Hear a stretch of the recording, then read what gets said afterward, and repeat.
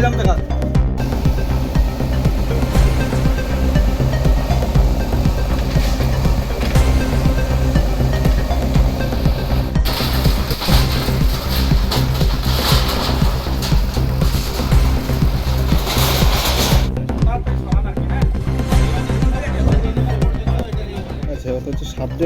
না তো পিছনে জায়গাতে যাক তারা সরকারি জায়গা কেন দখল হলো তারা যখন ঘর বানায় তাদের উচিত ছিল ডিমার্কেশন করিয়া জায়গা বিল্ডিং করা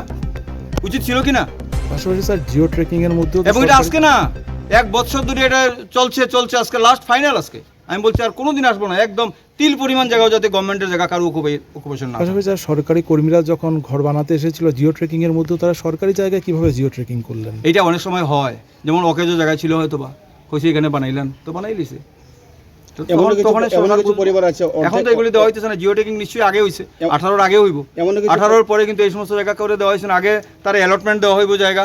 তারপরে তার ঘর দেওয়া হইব এর আগে তো ঘর দেওয়া হইতো না স্যার এমন কিছু পরিবার আছে যারা নতুন ঘর পেয়েছে এবং অর্ধেক কাজ তো গ্রামে প্রত্যেক পরিবারে দেওয়া হইব টাউনে 400 যারা টাউনে আছে তাদের টাউনেই জায়গা দেওয়া হইব যারা গ্রামে আছে যে ভিলেজে আছে ওই ভিলেজেই তাদের জায়গা দেওয়া হইব